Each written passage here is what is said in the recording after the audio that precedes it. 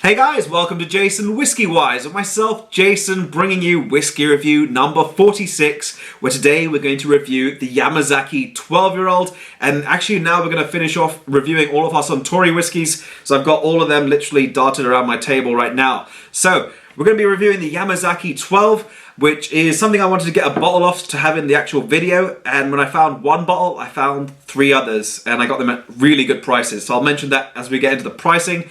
And before that, I actually went on to Drinks by the Dram, which is through Master and Malt, and I picked up the Yamazaki 12, so even better. So I poured myself a little dram.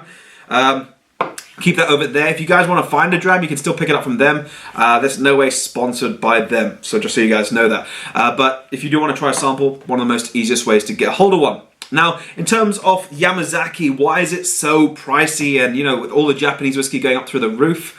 It's because the Yamazaki 18 Sherry cask won one of the World's Best Whiskey Awards a few years back, and since then, their stocks of Yamazaki have dwindled, and I think they're playing a supply and demand game, but it's been very difficult to find Yamazaki, and because people couldn't get that specific bottling, they went for the 12, the 18, the 25.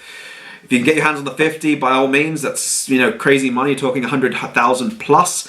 But yeah, so the 12-year-old disappeared. It was initially sold in supermarkets. Now you've got to find it occasionally in whiskey shops and source it out from different places in the world. And it is still a very high demand product. So, let's begin my review style structure. I poured myself a dram for the last take of this, so we'll continue on from there. But the age of this whiskey is a 12-year-old whiskey. It is bottled at an ABV of 43% alcohol, ABV. The casks they do use in this whiskey are the ex-bourbon cask. They use sherry cask, and they also use Japanese oak, which is Mizunara oak cask. So you've got three different casks going into the Yamazaki 12.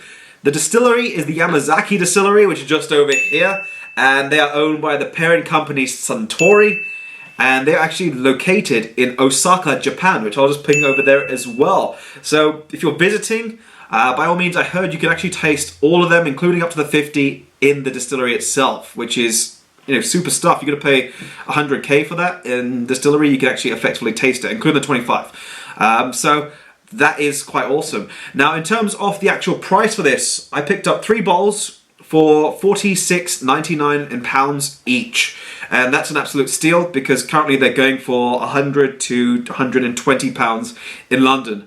And if you don't follow me on Twitter, Instagram, or Facebook, be sure to do so. I'll leave the links at the end of the video.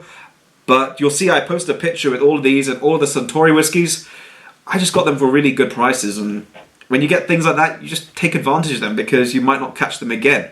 So, in terms of exclusivity, yes, it is exclusive because there's very little stock of this out in the market. And in terms of caramel colouring, it doesn't state anywhere about caramel colour, but it does over here, which I wanted to mention, does state, please enjoy Yamazaki responsibly. So, for those of you abusing Yamazaki, it says it on here, drink responsibly. And I'm actually going to ping that over here so you can see that. One of my favourite quotes on the bottle. Alright, so let's get into the review itself. We'll begin by assessing the colour of this whiskey and let me know what you think. That's why I've got my white background. Looks like an amber, but I'm going to go with that old gold because it's got a slight sort of softer colour appearance to it. So I'm going to go with that old gold in appearance. So next, let's move into the nose. So, into the nose. So to begin the actual assessment on the nose, this one starts out quite nice, fruity. I'm picking out more vanilla from that initial bourbon cask maturation. A little bit of what reminds me of candied pineapple pieces, and then I'm getting a slight nutty note right behind that. It's sort of like the oily nutty note, so picking out sort of walnuts and a little bit of Brazilian nuts, and then right over there, after that, I'm picking out citrusy notes, and this is more towards a combination of peels, and this is more towards, say, lemon and grapefruit, just entwined and combined together, giving that nice burst of citrusy character. I'm also picking out floral notes over there, more towards what remind me of honeysuckle, so giving a little bit of sweetness and quite refreshing, and then a little bit of sweetness from what reminds me of pears and peaches, with it sort of coated in honey, so with a nice sweeter aroma right on the end. So I believe that's about it for the nose. I have nosed this one many times before, so that's just for you guys a heads up, but I think next let's move into the palate. So into the palate.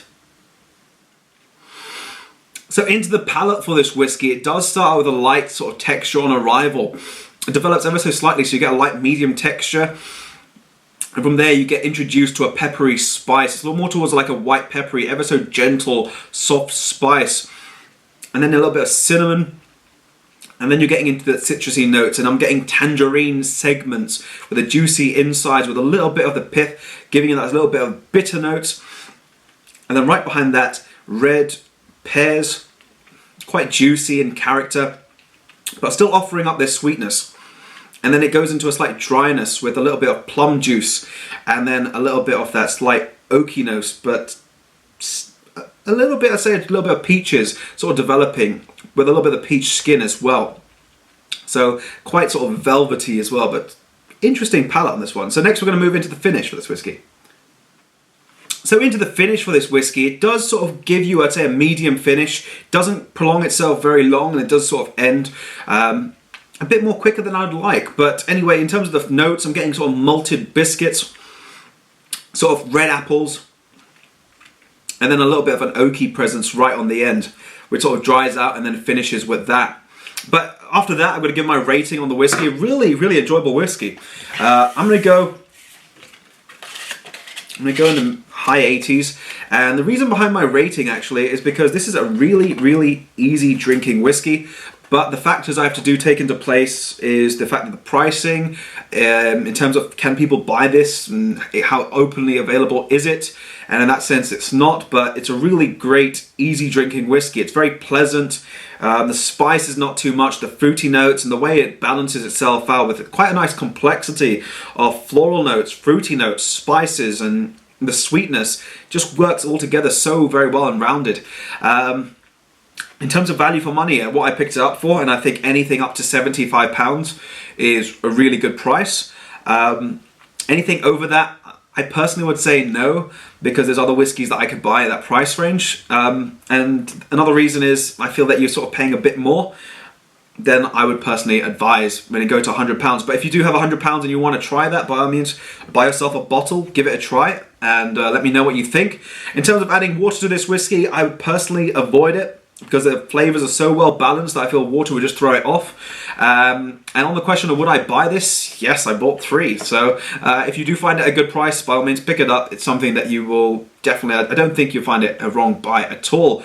But on that note, I'm going to wrap the video over here. Let me know what you think of the Yamazaki 12. I'm not giving it super high, and the reason behind that as well, the rating, is you can't find it everywhere. So everyone who watches this video, some of you might not even be able to find the whiskey, and then looking at the price, you're paying a lot more than what I feel. You're paying almost double or triple what it should be. So that's the reason for the rating of 88 out of 100. I take quite a few different factors to give the ratings. But on that note, hopefully you guys did enjoy the video. By all means, check out the other videos, which I'll leave the Distiller's Edition here when I upload it, and the 18 there if I find a bottle. And be sure to click the subscribe button over here to stay up to date with all my latest videos. But on that note, this has been Jason from WhiskyWise, and I will catch you all for the next video.